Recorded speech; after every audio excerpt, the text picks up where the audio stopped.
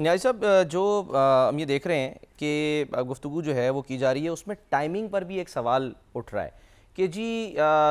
एक तो इस ख़त के अंदर जिन वाक़यात का जिक्र है ज़्यादातर वो हम देख रहे हैं मई 2023 के बाद के वाक़यात हैं। अच्छा, मैं एक वाक़े का सिर्फ ये कि एक ज़िक्र करते हुए आपकी याद दहानी के लिए मैं बताऊँ कि आपको याद होगा कि नवंबर 2022 में जब आज़म सवाती साहब ने एक प्रेस कॉन्फ्रेंस की थी, तो उस प्रेस कॉन्फ्रेंस में ज़ाहिर है वो बड़ा एक इमोशनल प्रेस कॉन्फ्रेंस थी और होनी भी चाहिए, क्योंकि ज़ाहिर है जो उनके साथ या उनकी अहलिया के साथ जिस तरह से वाक़या पेश आया था, जो उनकी एक वीडियो लीक हुई, कहा गया जी फेक वीडियो है, लेकिन उन्होंने खुद कहा कि भाई ये वीडियो है हमारी। और वो कहाँ की थी न्याज़ी साहब, आपको याद होगा, वो कोयटा में जो बेसिकली जो जुडिशल में जजेस जी सुप्रीम कोर्ट के जुडिशल लॉजेस थे, रेस्ट हाउस, हाँ जी, वहां पर वो ठहरे थे और वो जो तमाम ठहरने का बंदोबस्त किया था वो सादिक संजानी साहब ने किया था। अब इसका मतलब ये नहीं है खुदा ना खास्ता कि सादिक संजानी साहब को इसके जिम्मेदार हैं, ऐसा हम नहीं कह रहे, लेकिन ये कि क्योंकि उस प्रेस कॉन्फ्रेंस में उन्होंने उनका नाम लिया था और जिक्र भी किया था कि जी वहां बंदोबस्त ठहरने का उनकी तरफ से हुआ था, तो अब ये नहीं पता कि वो सवाती साहब के लिए बाकायदा वो बंदोबस्त हुआ था, यानी लगाए गए थे कैमरास, या फिर वो कहीं और ठहरने के बजाय वहां ठहरे, इस वजह से वो भी हम कह सकते हैं कि उसके लपेटे में आ गए और वो कैमरास जो है वो किसी और मकसद के लिए, कोई जजेस वगैरह के लिए वहां पर लगाए गए हों। तो ये भी हमें जो है वो थोड़ा सा जहन में रखना चाहिए। देखिए जी, इससे पहले भी आप देखें कि मुझे याद पड़ता है कि जस्टिस जो चीफ जस्टिस साहब थे इफ्तिखार चौधरी साहब, वो रांदा दरगाह बना दिए गए थे और मुशर्रफ साहब ने उनको निकाल दिया था। तो उसमें सुप्रीम कोर्ट ने फिर पूरा उसकी बजाय सुप्रीम जुडिशल काउंसिल की प्रोसीडिंग सस्पेंड करके एक सुप्रीम कोर्ट के फुल बेंच ने उनकी हियरिंग की थी, जिसकी हेड कर रहे थे हमारे जो है उस वक्त के जो एक्टिंग चीफ जस्टिस साहब थे, नाम मेरे ज़हन में आ नहीं रहा। अच्छा, वो जब कर रहे थे तो उन्होंने जैसे उन्होंने उस वक्त खलील रमदे साहब उसको हेड कर रहे थे, खलील रहमान रमदे, तो वहाँ पे जस्टिस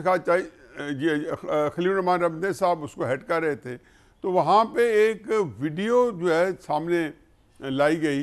इफ्तिखार चौधरी साहब की इसी तरीके से बनाई गई, और वो जो कहा जाता है कि वो पाकिस्तान से बाहर किसी मुल्क में वीडियो बनाई गई थी। तो उनको बड़े वो सेख पा हुए, बहुत गुस्सा आया, उन्होंने उठा के वो वीडियो बाहर फेंक दी। उन्होंने कहा और उसको जुर्माना कर दिया, उन्होंने कहा आइंदा इस तरह की हरकत ना करें। लेकिन आप ये देखें कि ये ऑर्डर ऑफ द डे है, हर बंदा, हर शहरी जो है पाकिस्तान का, उसकी जो प्राइवेसी है वो गैर महफूज है। यानी कि जो बंदा कोई नुमाया काम करना चाहता है, उसकी या उसके लवाहिकीन की, उसके बच्चों की, उसके बहन भाइयों की ऐसी वीडियो बनाई जाती है जो उसके लिए अब जो उसके लिए उसको टॉलरेट करना, जो हमारा एक ख़ास मुआशरा है, अगर हमारे बारे में एक स्कैंडल बन जाए तो हम बिल्कुल एक पर्सनल नॉन ग्रेटा बन जाता है सोसाइटी का, और इसके अंदर बहुत ही सोसाइटी के अंदर वो पूरी तरह एडजस्ट नहीं कर सकते। हमारे सोशल वैल्यूज ऐसी हैं, तो लोग पे घबरा के और फिर उनके मुताबिक फैसले करते हैं। इसी तरीके से सियासतदानों की वफादारियाँ तब्दील होती रही हैं। तो अक्सर सियासतदानों ने ज़ाती तौर पर मुझे बताया कि किस तरीके से उनको उनकी कोई वीडियो दिखा दी गई, या कुछ जो है उनको जो फाइल्स दिखा दी गई, या उनके खिलाफ कोई ऐसे केसेस बना दिए गए और बता दिए गए कि अगर आप उससे राय रास्त पे नहीं आएंगे तो आपको केसेस आप पे चलाएंगे। ऐसे ही पाकिस्तान के अंदर बहुत सारी पार्टीज बनी। अयूब खान के वक्त में जो बंदा कन्वेंशन लीग में नहीं आता था उसको एब्डो कर दिया जाता था। कन्वेंशन, ये मुशर्रफ साहब को दौर देख लें कि जो बंदा काफ लीग में नहीं आ रहा था और उसके खिलाफ केसेस बनते जा रहे थे, जिसकी केसेस बनाने की धमकी देते थे वो तेरी सरकार में पहुँचे तो सारे जबीन झुकाते हुए वो सारे के सारे शामिल हो गए। तो ये अरसद रात से एक पुराना ज़माना कदीम से एक कारोबार चला आ रहा है, और इसके अंदर बजाय इसके कहीं रुकना चाहिए। अब ये बहुत बढ़ गया, बहुत बढ़ गया, बल्कि इनके अपने घरों तक पहुंच गया जो ये लोग काम करते हैं, और इसके ऊपर सिविल सोसाइटी भी बहुत तलमलाई है, अदालतों ने भी इस पर गम गुस्सा का इजहार किया है, हुकूमतों में ने भी कहा है। मुझे अफसोस ये होता है कि इमरान खान साहब ने अपने दौर इक़्तिदार में इसको जस्टिफाई किया हुआ है।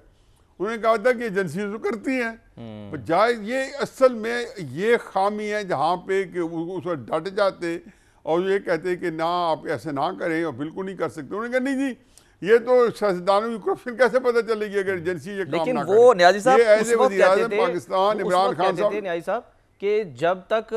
उनकी अपनी जो है वो मामलात उनके जो है वो मुक्तदरा से अच्छे चल रहे थे, उस वक्त ये इक़्तिदार कहते में थे, बाद में खराब हुए तो उनकी अपनी अच्छे ऑडियो चल जो है रहे वो थे, सामने आ अच्छे गई गुड थी। बुक्स में थे, ये जो सामने आ गई। और फिर वो बड़े तलमिलाए कि ये कैसे हो सकता है वज़ीर आज़म की ऑडियो हो सके